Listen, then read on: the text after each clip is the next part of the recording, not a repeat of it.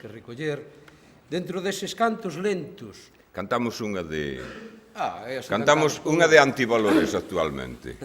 É unha muller que canta isto. E tedes que cantar a cantar. Tedes que cantar con nós, É simple. Vou polo viño, vou, logo chei de volver. Vou polo viño, vou, pra ti meu ben querer. Vou polo viño, vou, logo chei de volver. Vou polo viño, vou, pra ti meu ben querer. Vou polo viño, vou, logo chei de volver. Vou polo viño, vou, pra ti meu ben querer. Encetábamos vini un tema que é precioso, pero non dá para falar hoxe, temos hora e media. E temos que resumir en hora e media. Espera. Taberneiro da Baiuca, bótame aquí medio neto, de falar cunha rapaza trae o corazón aberto. Eso é un poema de amor. Dicíavos eu que a posibilidade de que cantedes expresando sentimentos non é unha broma, é unha linguaxe que nos rouban tamén e que nos quitan, que nos aniquilaron. Si sodes quen de cantar, saberedes que cantando para vos sós non tedes por que ter vergoña ningunha, pero que cantando estades utilizando unha terapia que nos relaxa, que nos devolve o sosego, a tranquilidade. Moitas das presas, eu collo moitas veces vou vos contar un secreto, eu levo a guitarra ao váter, que é donde mellor sona. Sí, calquera músico vos lo pode dicir, é donde mellor sona porque hai os azulexos devolven o sonido e entonces sinto está arroupado pola guitarra. Ben, ali canto, e cántome as miñas penas, relato, escribo, desenvolvo. Teño unhas cancións para cando estou triste, para cando estou apagado, cando estou rebelde. Sí, señor, houve un momento que me sancionaron por dar clases en galego, daba clases de galego en galego, e aquilo era punible, no ano da polca. E entonces quixeronme denunciar, e aquel día tuve que facer unha canción para rebelarme, e foi o único sosego que encontrei. Ademais das amenazas que eu puiden facer, claro. Porque eu amenacei con contalo públicamente nos medios de comunicación, xa que tiña acceso a eles, e de dar nomes e apelidos de quen me estaba apretando, non? Todo iso consíguese a par da canción. E se gañades de novo esta linguaxe, este modo interpretativo, este modo de sabernos, de coñecernos a nós mesmos, estaredes gañando un código que nos roubaron non hai moito tempo, pero que nos lo cepillaron, discretísimamente. Sabedes, tamén son culpables moitos profesores de música. Sí, porque se quedan na teoría da música, na escritura, no pentagrama, nos silencios, en tanta teoría. É como os alumnos meus de secundaria que teñen que aprender pois todo o código para xugar a balonmán. E, sin embargo, non saben xugar a balonmán. Pois xa os vacunaron contra ese deporte.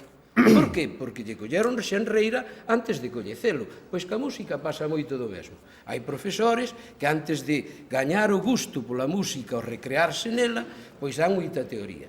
Non, nós pretendemos con esta charla xustamente o contrario, que vos afagades con ela.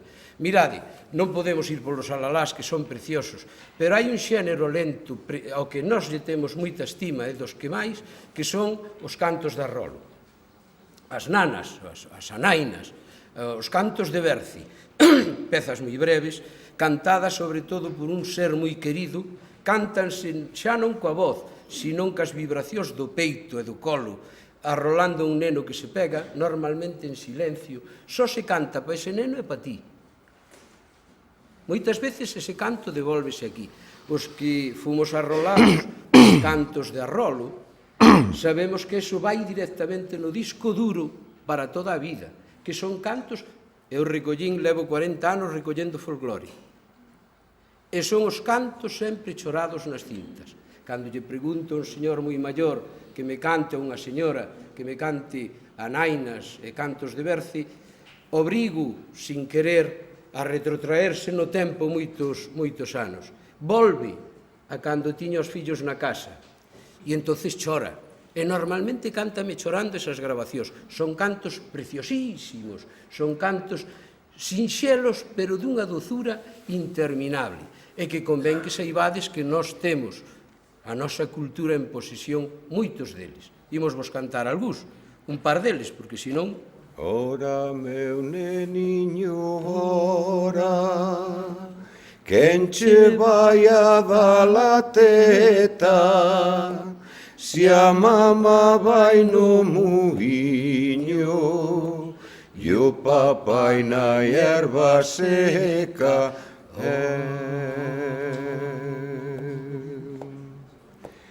Este neniño pequeno, pequeniño como un rato, lleno de lobar o muiño, e enterralo nun burato. O canto de rolo, estamos falando de situacións bastante distintas. Mirade, unha das cousas que é o que nos revelou a moitos nos anos 70, cando se empezaba a rabuñar a liberdade, non? Cando empezabas a tirar, a intentar quitar espacios moi curtos que a vos parecerían trapalladas, pero que daquela eran moi significativos. En aquel entón foi cando nos demos de conta de que estábamos estudiando cousas que non tiñan nada que ver coa nosa xente e que se trataba da nosa xente de ignorantes.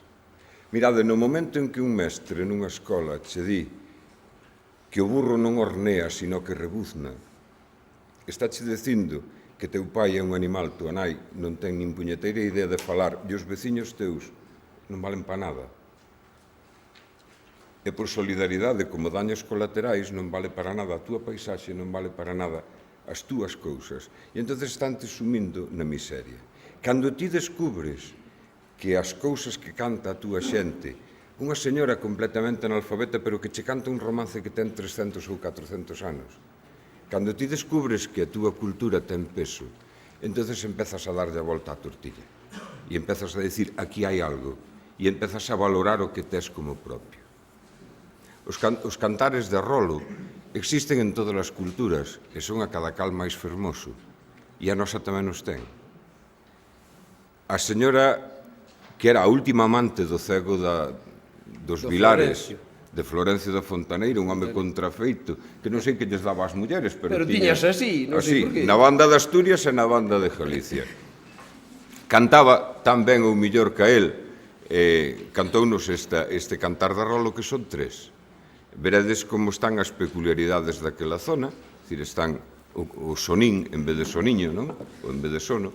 O diminutivo é in, na zona da Fonsagrada, mentras que no resto pois ven sendo un iño.